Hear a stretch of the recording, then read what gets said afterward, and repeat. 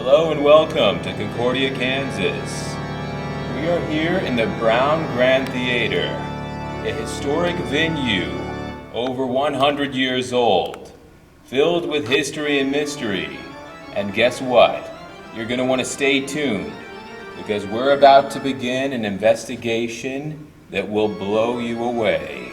Because tonight, the ghost story takes the stage. And it's a doozy, so get ready.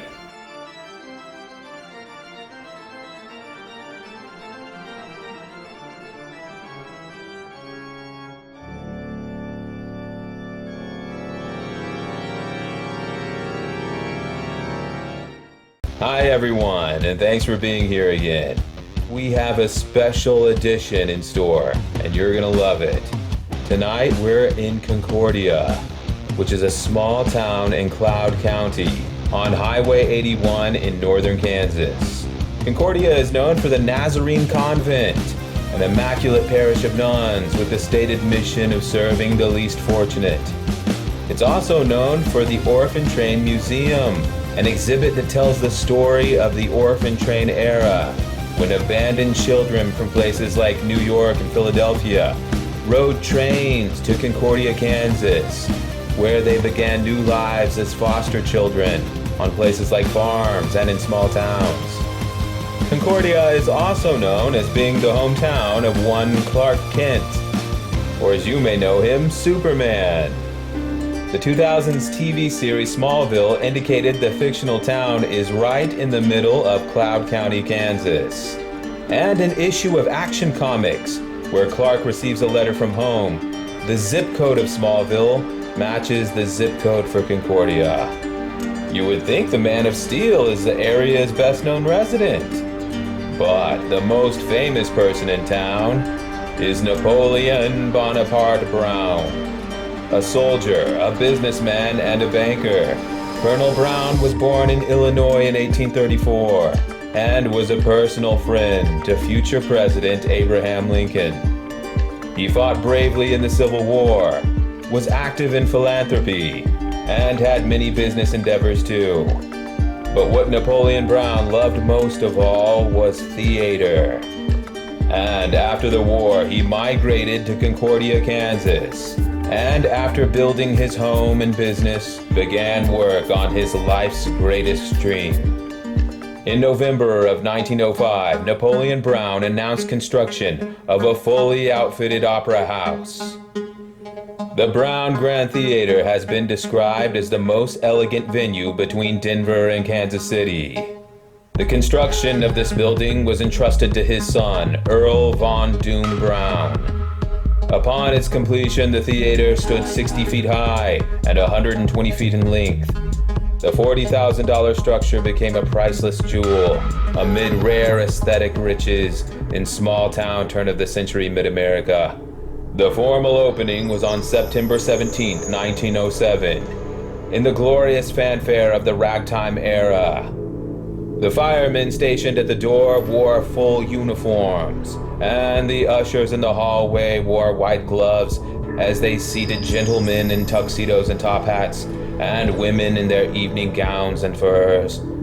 The opening night presentation was the auto racing comedy Vanderbilt Cup, and as the crowd hushed and whispered, waiting for the feature presentation, Earl Von Doom unveiled a magnificent drop curtain reproduction of a Horace Vernet painting entitled Napoleon at Austerlitz. This tremendous work of art was presented as a gift to Colonel Brown from his son, as a thank you for his work as benefactor to the community of Concordia, and as a congratulation for his crowning achievement, the Brown Grand Theater. The crowd in attendance that night erupted in cheers and standing ovations, one after another that lasted minutes on end. And in the following days, newspapers across the state wrote glowing articles about the splendorous sights and sounds of that night, a glory which had all too short a lease. Shortly afterwards, Napoleon Bonaparte Brown died, and the people of Concordia were crushed. He had been like a father to the town, and treated everyone around him like family. The bitter taste of death was not complete, though. The following year, the Colonel's beloved son, Earl Von Doom, also died unexpectedly, and the town was never the same again. In 1925, the theater began showing silent movies, and by the 1940s, it had become a standard movie theater for the Silver Age of cinema. Until 1967, when a tornado seriously damaged much of downtown Concordia, including the theater, which crippled along until its final closure in 1974. But the Grand Theater was fully restored in the year 1980, and now serves as a performing arts center for North Central Kansas. The full renovation included comfortable new seats, air conditioning, and carefully done reparation of wall designs and artwork, and most importantly, a brand new replica of the original drop curtain, which had been badly damaged in the storm of '67. The newer version was carefully crafted by modern masters, and a similar piece of artwork hangs in the Hall of Battles at the Palace of Versailles near Paris, France. As marvelous as you may find the artwork, history, and architecture of the Brown Grand Theater, it's not these things that have made the story of the theater nationally famous. It's the ghost which lurks there. A very active and ostentatious ghost. You see, during live performances, attendees at the theater have seen flashes of light, glowing orbs. They've also heard loud bangs, metal clanks. Also in the lobby, one of the vintage water fountains turns itself off and on, and sometimes runs continuously without explanation. Also, people visiting the theater find nails sticking out of the wall where no nail should be. At the grocery store across the street, shoppers coming out to their cars have seen lonely faces peering at them from out the window. And on one occasion, an employee of the grocery store who was waiting after hours for a delivery truck said that he saw a man and woman dressed in early 1900s apparel walking up the sidewalk and into the building. The grocery worker waited well into the night to see if they would come out again, but the building sat dark and empty. A maintenance man who worked at the theater for many years went on record saying that he on many occasions glanced the apparition of a man standing in period clothing on the second-story balcony. And what's more, he recognized him. It was the Colonel's son, Earl Von Doom. And so the Grand Theater's ghost got its name. There are other clues and theories surrounding the haunting as well. Colonel Napoleon Brown was deeply traumatized, and some say even fixated over the death of his friend and hero, Abraham Lincoln. A singular event that echoed throughout his life, troubled his waking moments, and would even keep him from sleeping at night. This paranoia may have gone further than anyone even knows. Brown Grand Theater is modeled after the Ford Theater, where President Lincoln was mortally wounded after being shot from behind. And Colonel Brown's upper-level booth is a nearly exact replication of the gallery box where John Wilkes Booth snuck up from behind and shot Abraham Lincoln. Colonel Brown's own fear of getting assassinated manifested in other ways too.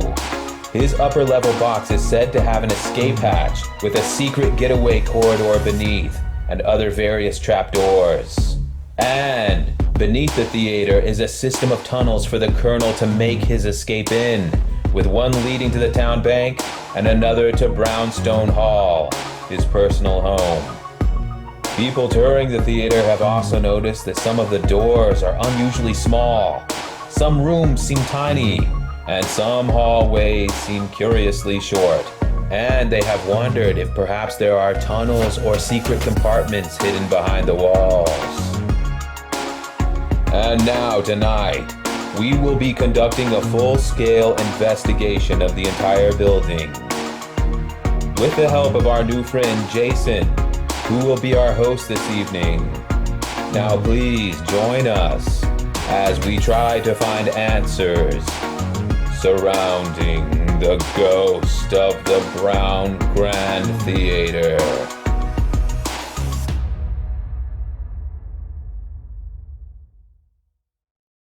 Give you some history, some background. Excellent. I know too you kind of was interested in some of the paranormal activity that goes on here. Yes, very. I can tell you some of the hot spots. We just had a crew in here last week, and they had quite a bit.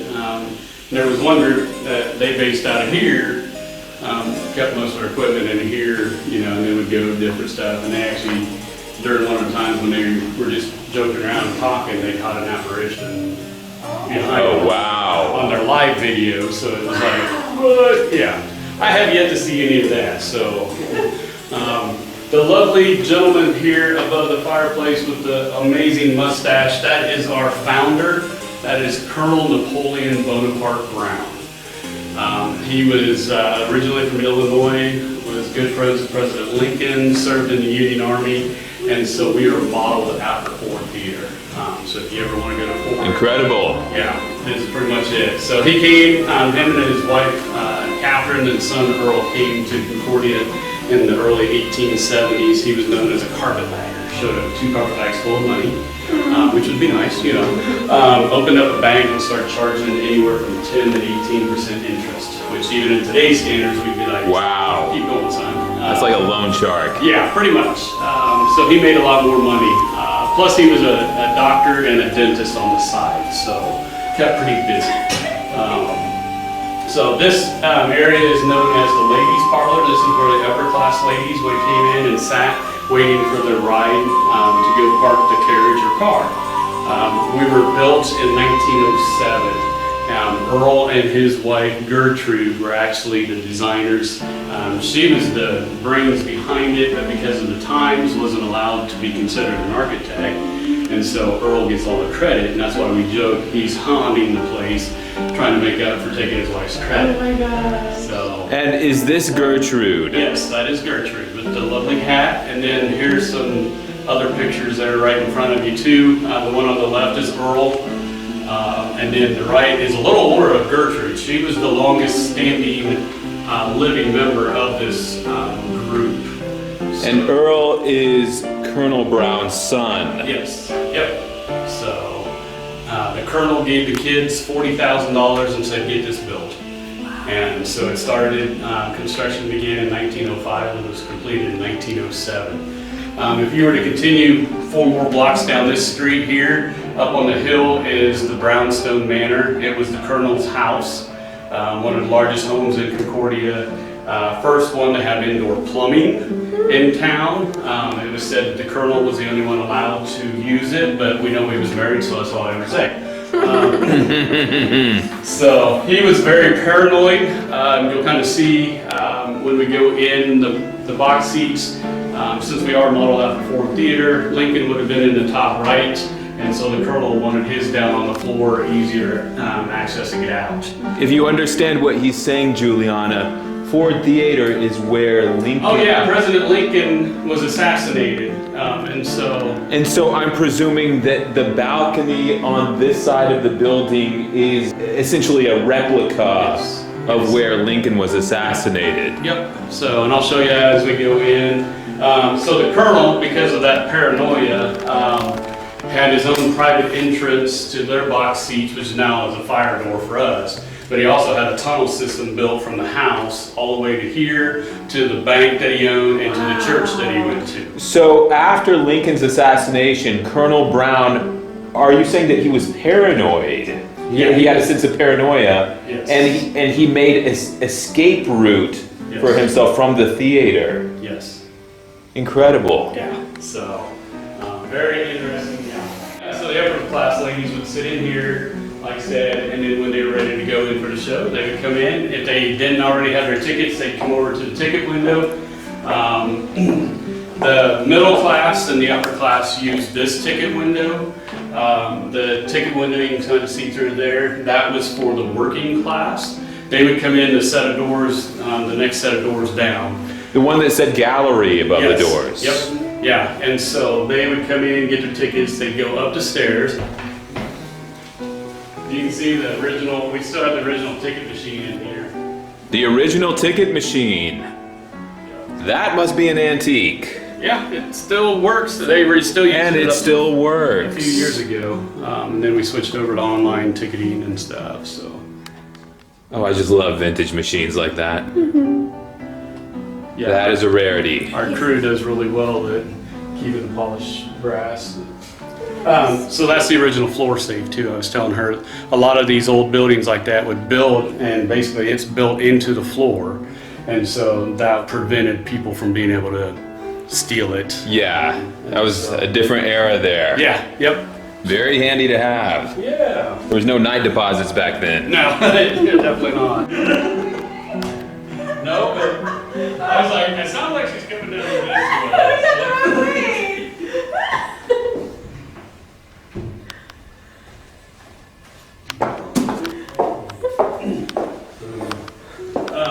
here's a fun little tidbit for you. So here was the grand reopening after they did the restoration. These two little ladies here, and then there's another one back in here. I can never remember which one she is. But they were treated as royalty that night because they were here at the original opening. Oh, wow. Yeah, so as little girls. So it came full circle for them. Yep. They saw the beginning and the new beginning. Yeah. So had the same show played, opening night, both nights. Unfortunately, they weren't able to get all the stuff for 1980. They were able to get the original music score and that, but they weren't able to get. They actually had moving scenery. It was the Vanderbilt Cup, based on the Vanderbilt family. Used to have an annual car race in New York City. It got too big to where they then basically that's what started the racetracks up and down the East Coast. So they made a play out of it, and they actually had on a pulley and treadmill like system cars that made it look like they were racing across the stage. That's incredible. Gosh, that's amazing. And so for the reenactment that they did in 1980, they couldn't get all that stuff, so they had two Model T Fords sitting on the theater, on the stage. But, Two Model T Fords and the Ford looking theater. yes, there you go.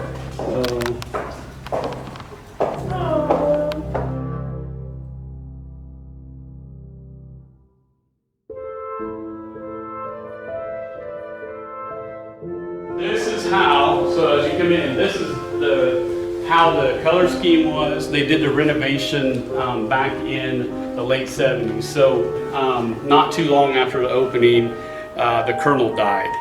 And then about 15 months later, Earl died. And so the ladies were left holding the bag, and they knew they couldn't run it. And so they gave it to the city.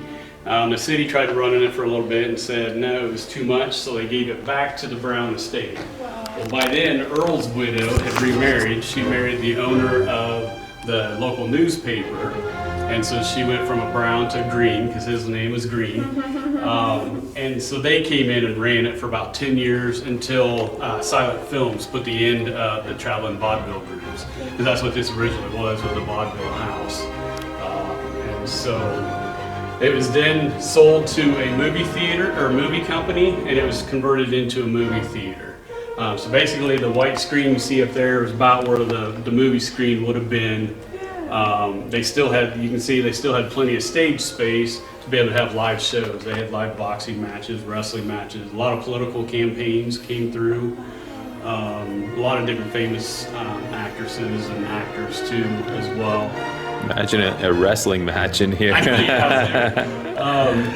So you can come on in. Thank you. Up there, like I said, since we're modeled after Ford Theater, that was I can see it. President Lincoln's box, the first one. So then when Booth shot him, he jumped from there to the next box, and from the box to the stage.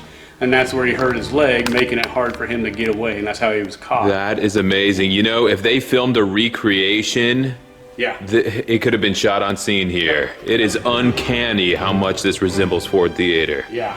The other tie that we have to the story is Boston Corbett, the man who then killed John Wilkes Booth before he could go to trial. Yes. Lived his last years here in Concordia. They used to have a bar named Boston Corbett and used to celebrate Boston Corbett days.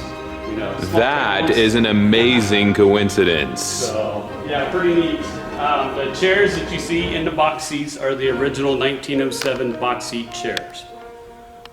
Fabulous antiques. Yes, we let people sit in them from time to time for some of the shows, but a lot of them we end up pulling them out and putting padded folding. Of course, chairs of course. So the orchestra pit still gets used. Last year we had some silent films, and so we had a 13-piece orchestra in here Oh, playing. wow. Did some Buster Keaton since he is a Kansas boy. I would have enjoyed to be here for that show. We will bring some more back. This year we were supposed to do Rocky Horror Picture Show interactive. You I would have don't liked like that that or one. anything. That's one of her favorite movies. So we just put in the new seats. That's why they look so nice and pristine, is because they are brand new. We've only had It looks brand new. 2 groups, and they're still in the same style as what the original were. And so we worked with a company that works with historical theaters. So just a neat aspect. So like I said, the Colonel, he had these 2 bottom box seats here. And he had what's now our fire door. One of our fire doors was actually his private entrance. So we still operate. You can kind of see the sandbags back here on stage hanging. We still operate on what's called a pin and pulley system. So all of their curtains, with the exception of the fire curtain, we have to go clear up on the catwalk to raise and lower them by hand. So like in the movies where you see the sandbags drop, yes, that can Yes, happen it's almost here. like the Phantom of the Opera. Let me jump up there real quick. I'm going to lower Sure. the fire curtain. This Terrific. is the pull-in curtain. We have people from all over the world come to see it. It's the last hand-painted curtain. Now they do them by machine, but this has been featured in all kinds of art magazines and theater magazines. And you'll see why it's called the Napoleon curtain in just a sec. Oh my goodness. This is incredible. So this was a gift from Earl to Dad for opening the place. It was commissioned through the Twin Cities Scenic and Great Company of St. Paul, Minnesota. And it's based on a picture that hangs in the Louvre in Paris. As a matter of fact, when they this is the second version. The first one was badly damaged. We had a tornado rip off the roof in '67. Severely water damaged it. They found out the company was still in business. So they set it up there to see if they could repair it. And they said it'd be easier just to recreate it. Only problem was they didn't have the artwork to work from, and the original was too badly damaged to be able to get all the fine detail. Well, they found out there was a couple from Concordia going to Paris for vacation. They agreed, they snuck a camera into the Louvre, took a picture of the painting. How about Got that? back to Minnesota. They brought the 2 guys out of retirement that had done the original in 1907 to make sure it was done properly. Now that is ingenuity. Yeah. And shortly after they completed it, when it was on its way down here, their facilities burned down and put them out of business. Oh, The wow. last piece ever done. This really is the last. Yes. And so Remarkable. we have a famous art restorer that is working on the original for us. She's going to be down sometime in the next couple of weeks to help do some repairs on this one for us as well. Well, this is a real treasure. This one's the easy one. I can be right here. Like I said, everything else I have to go up on the catwalk. When you're on the catwalk, you're about 33 feet in the air. When you go on top of what's called the rigging system, which we have to do periodically to make sure everything's okay, you're about 67 feet in the air. So if you don't like heights, this is not a fun job. And I don't like heights, but it is a fun job. So as far as, backstage, behind the curtain, there's 5 dressing rooms. There's 2 just right here off stage that are called star dressing rooms because that's where the main actors or actresses would have, gotten dressed. And then you go back, there's some restrooms, a kitchen area, and then some stairs and some more dressing rooms. Now the star ones, we consider them, most of the time, it's quick changes. It just makes it easier. So we have had paranormal activity back there. From time to time we get on the stage up here in the corner by the colonel's box seat, just outside it there, a little girl hangs out up there. Why? I don't know, but she does. Earl has been communicated with all over the place. Most often, he is standing by the front windows upstairs. And that's Earl Jr. sitting up there. He's kind of our fun mascot. We do funny videos with him. We move him around different places just to mess with each other. Were you saying that Earl is most commonly seen on the third? No, that'd be the first balcony. So the first balcony. Yeah, I'll take you up there. There's Great. a gallery. One of the neat things that was discovered during the restoration in the late 70s was all these playbills hanging up on the back walls. They had been covered up with tar paper and insulation when it was turned into a movie theater. So then during the restoration, they started discovering them. So those are basically early movie posters. So that's what show would have been coming to Wow, play. that So they date back to 1907. that is quite a find. Yeah, 27 of them were discovered.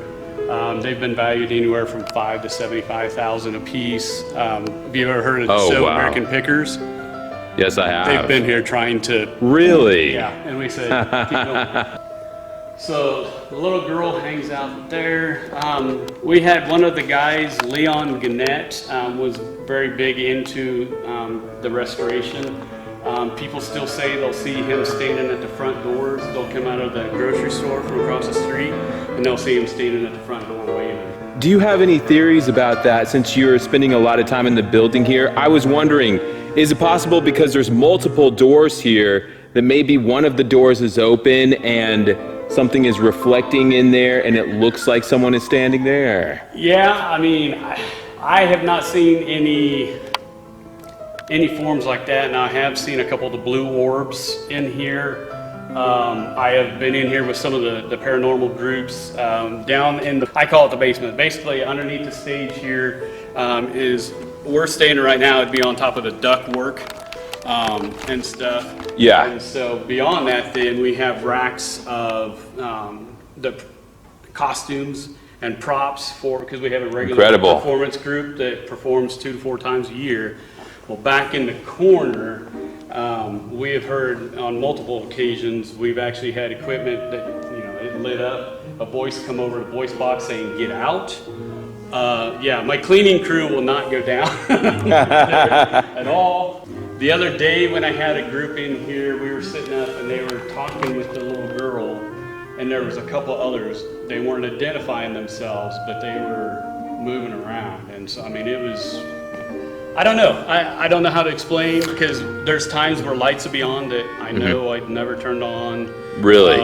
Things like that. Things moved. A lot of times when we're having plays, ladies' costume jewelry will go missing from the dressing room, and we'll find it in weird places throughout the theater.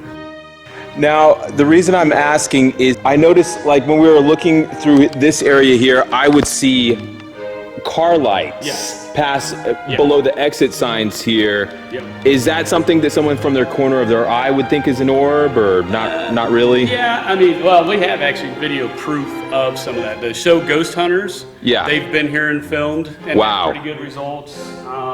Some of it, like I said, I have not seen a physical, apparition or anything. The blue orb, I just thought I was seeing things, but other people saw it too. So a lot of people have said they've seen Earl standing out the window as well, and that's on the next level up. Just to recover things here, were you saying back in this area is where you personally saw the blue orb? Yeah, it was actually, we had a performer, so he had an LED curtain set up here. And just as he was walking out on the stage before it kicked off, all of a sudden we saw it shoot out. So the two of you saw a blue light. Yes. And it's hanging in the air. And are you saying that it was shooting it just across moved, the stage here? Yes, it just moved across the stage. He saw it, I saw it, most of the crowd saw it. Okay, that's a lot of people. Yeah, and he was like, that's not a part of my show. I don't know what that is. So, but let's go on, and so he played it off well. Yikes. Yeah. A lot of times too, you hear a lot of things. So usually if I'm sitting in the office and I'm working here during the day, I pretty much have music on all the time. Yeah. Because one, I don't like pure quiet. But it also, because a lot of times it sounds like someone's walking across the stage, I'll poke my head out, make sure there's not someone walking across the stage. Some of it I attribute to, we still run on a boiler system, so it's old, you know, what do you call those? The registers. They get to clanging and banging as the steam comes through and stuff. So I kind of attribute to that, But there's only so much you can attribute to a boiler. Yes, exactly. Especially in a building this size. Yeah, yep. I will say this too, our local police department will not come in, and the police station is just right over here. We saw it. Yeah, I'll get calls in the middle of the night, one of the upper doors is open, okay, go shut it. They're too chicken. They won't do it because they're like, we'd have to clear the whole building, and that means we got to go in. It's dark. We'd have to use our flashlight and a gun. I said, what do you think I'm doing? I'm coming down with my flashlight and gun. Yeah. We don't know why. No one that we know of has died here. But the Colonel and his son both died within 2 years of the theater's opening. Yeah. So. And this was essentially like almost like their life's culmination. Yeah. And the Colonel, he had like tunnels built and everything, so he wasn't planning on going anywhere. No. We get a lot of groups that come. Yes, I saw the spirit team from Salina. I watched their investigation online. Yep. LTTV was the one. If you go look up, and then there's several on YouTube, so it's kind of, you got to search for Brown Green. They were the ones that had that operation.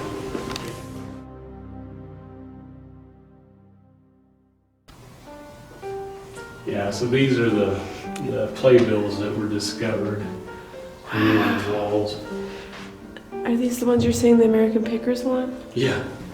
And you can kind of see too on them the water damage from Oh yeah. from the tornado. Yeah. Yeah, I can see. So, the interesting one is that one right back there. I don't know why. For the time, that's pretty interesting name, Officer 666. Oh. So, What a strange poster. yeah. Why is that officer carrying a suitcase? Look how old this movie must have been. I'm wondering what year that was. It tells you on, a lot of them tell you on the April 1912. 1912. So that would have been actually a I wonder if it's a lost film. theater production. Oh, a theater production. The girl has been seen a lot, usually looking out the windows.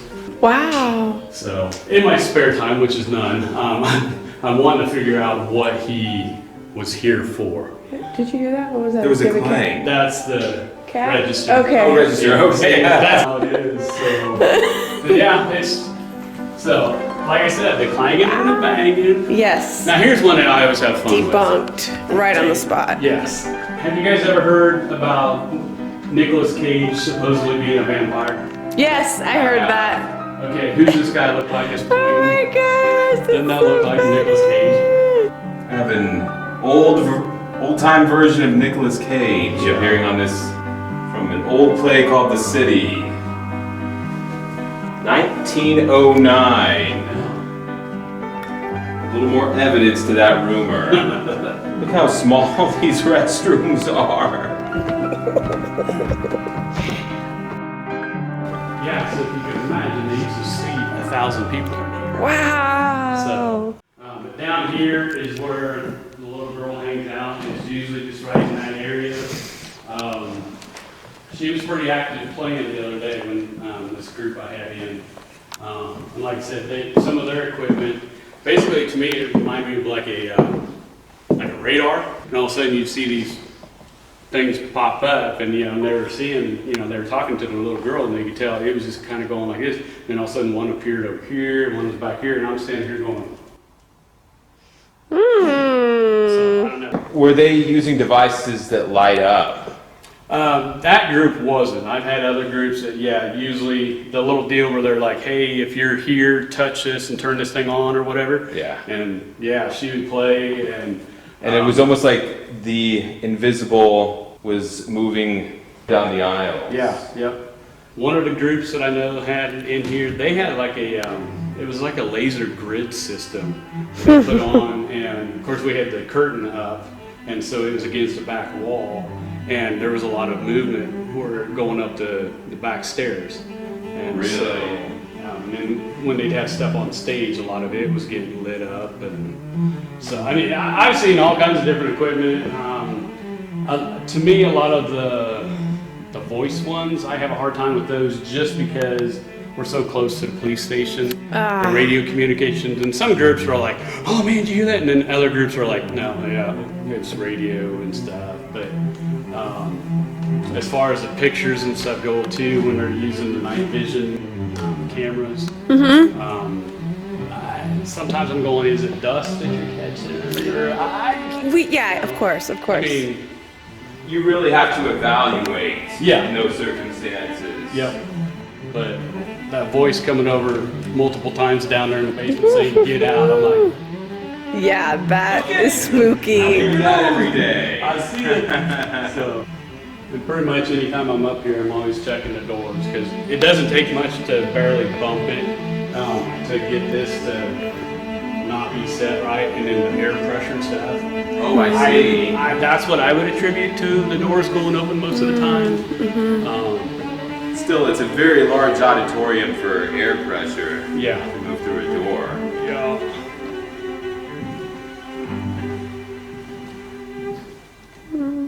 Well, Jason, if it's all right, we would love to bring up some of our equipment here just for a few minutes. Not a problem. And Yeah, you can go down into the Colonel's box and stuff. if you this want. is incredible for me. This is almost like getting to imagine your John Wilkes Booth. Yeah. And walking behind and boom. And I will tell you this too, this is what I tell a lot of people. Go down and actually stand in the next booth down and look that it's really not that far to jump down to the stage. Now the other thing I have warned about, and I haven't seen one for a little bit, but we're working on installing on the outside to help with it. But we do get bats in here, and so sometimes that to me could be how I could explain something. Now that's another X factor in the ghost story. Yeah, sometime in the next week. So. Like I Terrific. said, there's no known deaths in here, so that's why we're like, why is the little girl? But our other thought is too, is she seems to be playing in that area. Because the fact is, if you think about it, she was out of the way. So maybe mom and dad was just sitting right through here or something, and that's her memory, fond memory. But the prevailing ghost story is Earl's Earl. the famous one because he was the founder, part of the family. People have seen in the past the front doors, people walking in early 1900, but like just going through the door, not opening the door, just going through the door. That doesn't happen every day either. Yeah. A blue orb floating across the stage is probably Yeah. And I wasn't even drinking that night. that was probably enough excitement. That is Earl Jr. Earl is what we call Jr.. him. He's our mascot. This evening we'll be utilizing our new device, the Meteric. And this is an EMF tester which detects electromagnetic field activity. And I've been assured that this is very accurate and very sensitive. So if there is an electromagnetic field change in this building, perhaps caused by a ghost, this device will test it. And it's brand new. We're just gonna get it set up here. I'll let you familiarize yourself with the manual. And here you go. I'll just let you get this set up.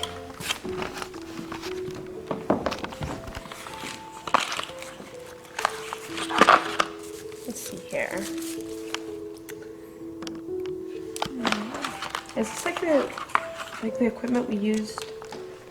It is. In? Yes, it is.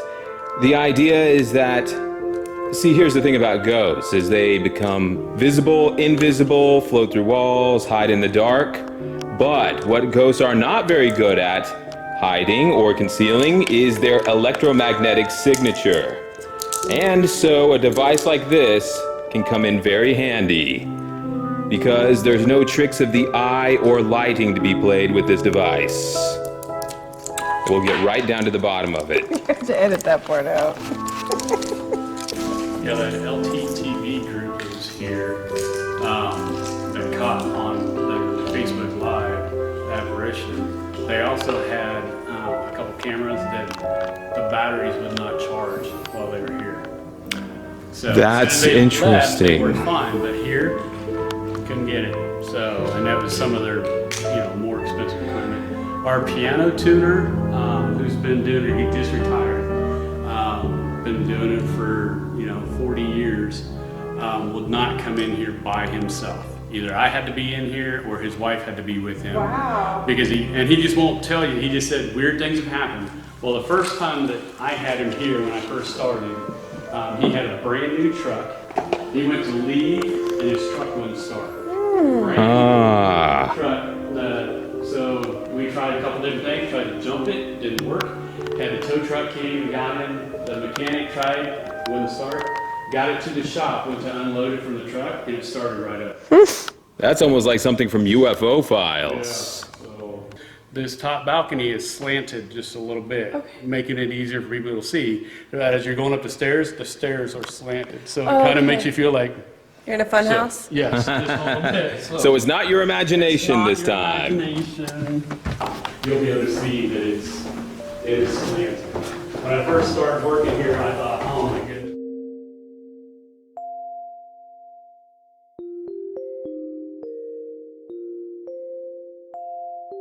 We have another low ceiling here. It's almost like a fun house.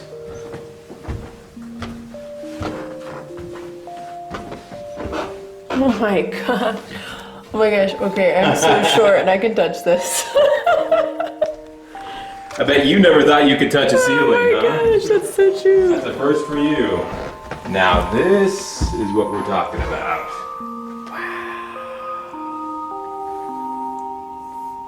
Imagine seeing a blue orb just rush across that stage, Julianna. Thank you. Yeah, you'd hate to go tumbling over this edge. Yeah, especially considering the brass railing was not original. They put that in during the restoration just to help with safety. Oh, really? So this wasn't even here in the olden Nope, days? just the little partial wall there. Yikes, that'd be very easy to tip over. Yeah. Especially with a ghost running around here.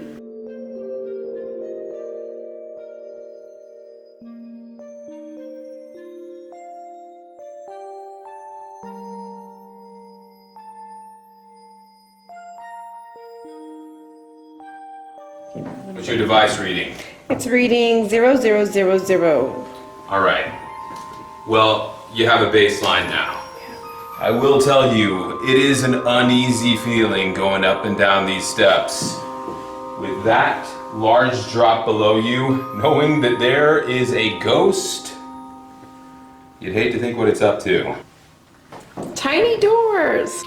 This place almost has a dollhouse feeling, where the doors, as you can see, it's almost like a school children It's like you're Alice in Wonderland. thing. It's a strange juxtaposition of the enormous auditorium with vaulted ceilings, huge stage, huge curtains, tiny doors, tiny ceilings, tiny restrooms.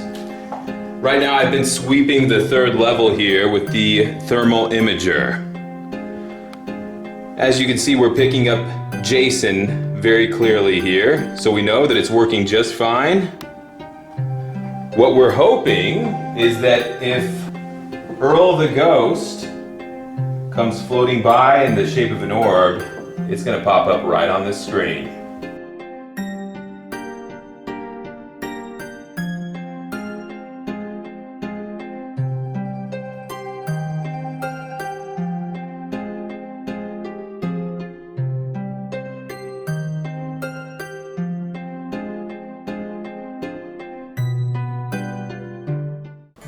We understand that you're a man that enjoys pomp and circumstance.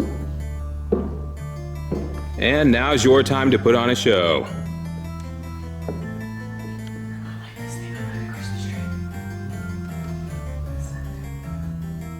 Did you get a spike on that device? No. Okay. Well, you are lighting this thing up like crazy, so it's still working. As you can see, Julianna is coming through quite nicely on this device. But you're not a ghost, are you? Right now I'm gonna videotape the area where the blue orb was seen by several people. Julianna, take a look at this. Oh, take a look at this, Julianna. Look at this. Oh, how interesting is that? Wow. Oh!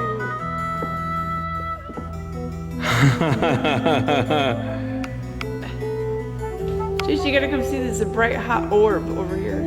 Now, at first I was wondering if this was maybe one of the light bulbs, except I'm not, it's just one, and I'm not really pointed at a light bulb. Maybe we should go down there and take a look. Sweeping this whole area, I'm getting nothing. All right, we have a very distinct orb.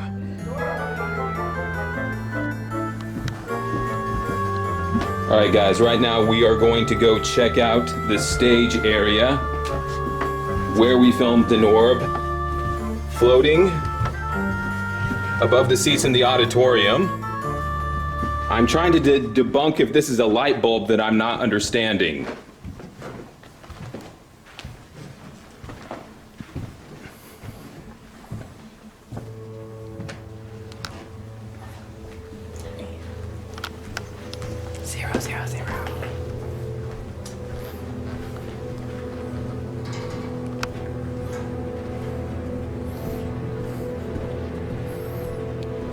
And you can see Julianna walking in front of me here. And so we have a very good idea of how well the thermal imager is working.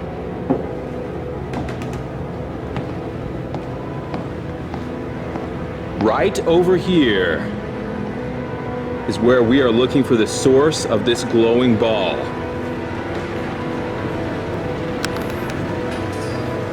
Wow, oh wow! What was that?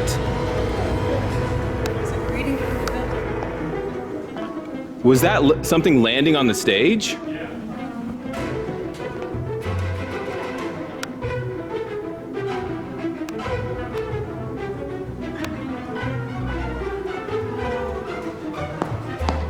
All right, we're zeroing in here. Whoa!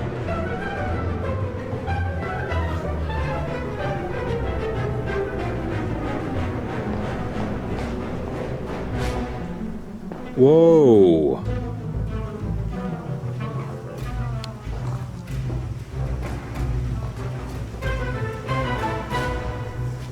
So that's where I'm thinking that's that great. Well, and it's just right down there is where we've heard the voice and stuff. So you're not very far off from there. But it's not picking up the register, is it? Yeah, It's- maybe not. It's on, okay. I think we've solved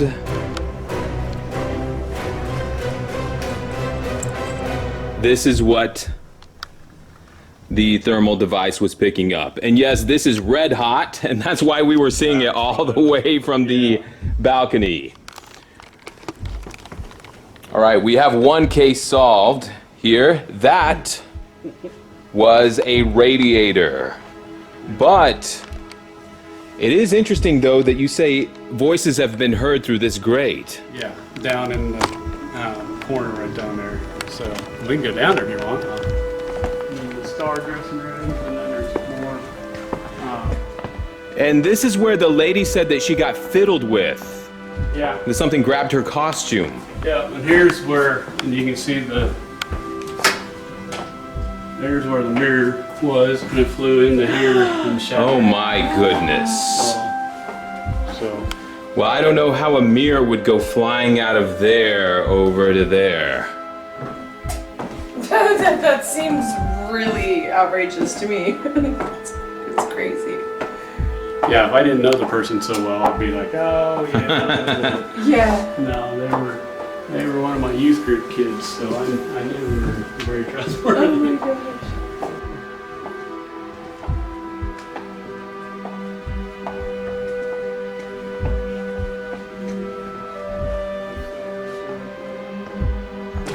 So here was the door that the lady couldn't get open. See? I mean, it opens fine. I mean, sometimes you kind of got to lift up because you can see the floor. It drags, but they were like, she was pulling hard, and she said it was just doing this, wouldn't even. And then they heard a voice say, nope. And then I came up the stairs right after that, and she's like, and I just walked over and opened it right up. So she's like, Just a theory I'm thinking of, Jason.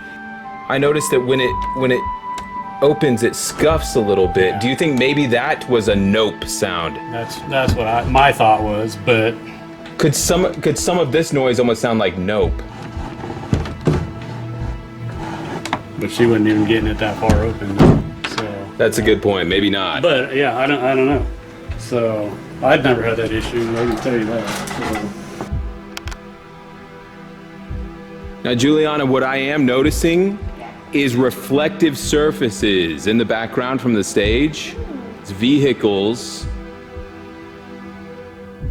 passing in front of the windows on the doors there.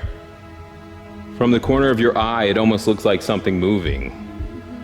Also, I noticed that from certain angles, some of the posters almost have a flashing glare to them. Not from every direction. See, if you stand over here, it almost is a matte finish. But when you step over this way a small amount, there's a sudden flashing glare, and it's large, and because of the size of the picture frame, it's almost the size of a person standing there, and because of all the lights in here, it just glows. It's almost like a ghost standing there.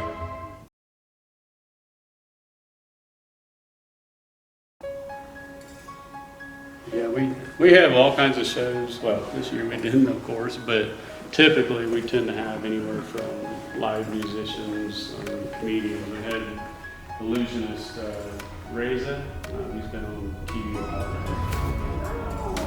He was pretty cool.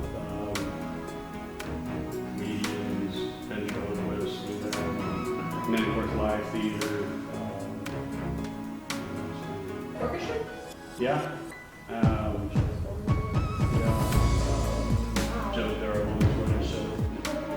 Julianna, come see what you make of this.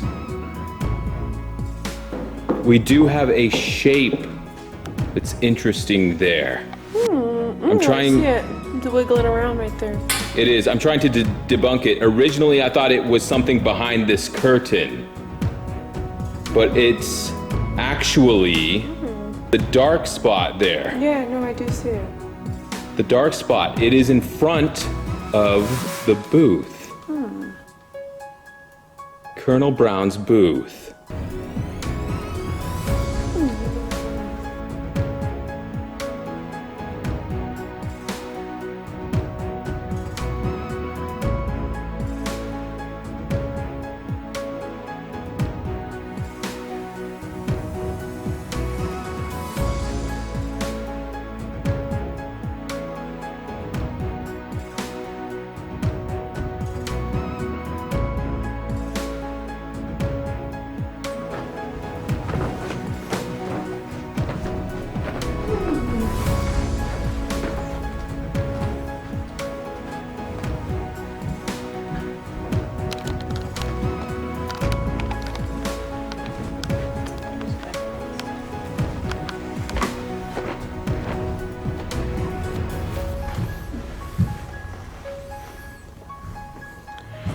The temperature isn't dropping over here because there's a temperature gauge on here. Well, everyone, I think it's time for our final report on tonight's investigation. As you can see, we located a mysterious dark spot outside the Colonel's booth. Right in the hallway area in front of the curtain, It was like a mist or a blob, just black, just right there on the screen. Well, we investigated inside the booth, and we did find a window facing the wall, but it was shut.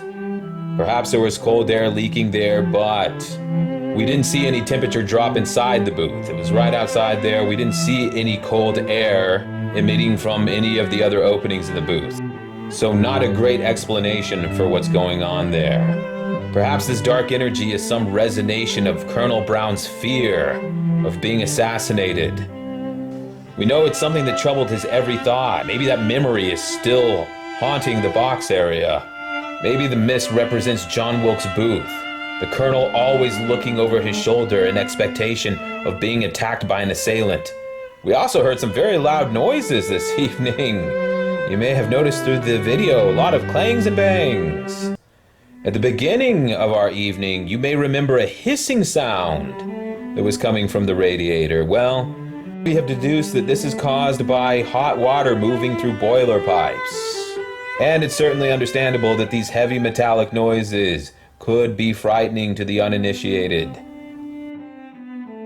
One of the scariest stories we heard was the dressing room mirror going flying off the wall and breaking. It sounds outrageous, but tonight, when we climbed up on the stage to look for the orb, something fell from the catwalk. It may have been a bit of plaster. Very strange that as soon as we went up on the stage there, something randomly dropped from the sky. Just like the story of the mirror. As regards the blue orb itself, the only thing I can think of is perhaps an errant stage light. Maybe one of the spotlights that they used from the second story just went out of control and had a strange moment there, but Jason and other people have described it as a glowing ball of blue energy. He also told us about the Rocky Horror Picture Show. What if people in vampire makeup have been seen through windows of people coming out of the grocery store? You look up there and you see one of those people, maybe you think it's a ghost. And perhaps leading up to the Vanderbilt Cup, there was people during dress rehearsal, perhaps a man and a woman in early 1900s clothing that were outside walking up the sidewalk, and people driving by and say, "My goodness, did I see a ghost?" Maybe there was even a man in an old tuxedo that looked like Earl Von Doom. Anyway, these are all rumors and hearsay. Tonight, the solid evidence that we retrieved was the thermal image capture of a dark mist in front of the booth.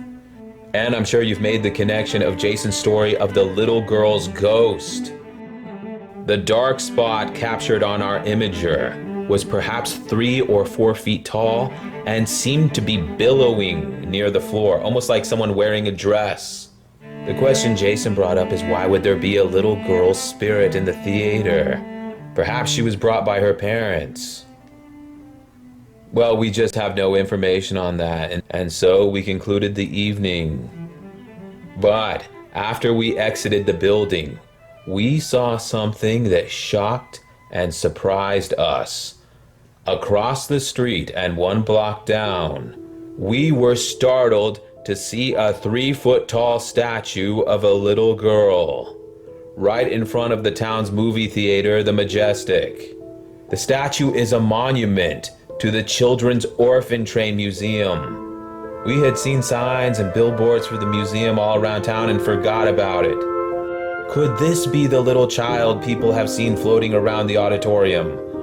A little orphan Annie who snuck into the theater to peek from behind curtains and watch the show with everyone else. Or maybe the orphans were invited to the theater as a special treat. We know the Brown family were philanthropists who loved uplifting others. And the Brown Grand Theater seems like a place for lifting spirits. When you stand on that balcony looking out to the stage and you are beneath all those lights, you feel like you are someone. I think that's what the Colonel wanted for everyone. And if you're ever in North Central Kansas, we hope you can catch a show. And we have signed up for the mailing list, and we will be in attendance for some future performances, and we will keep you updated. And we have to say a special thank you to our new friend Jason, who was so gracious and knowledgeable. And a thank you to everyone in the audience at home for watching our little production. We hope you found it illuminating. Until we meet again, the show must go on. We wish you farewell and good night.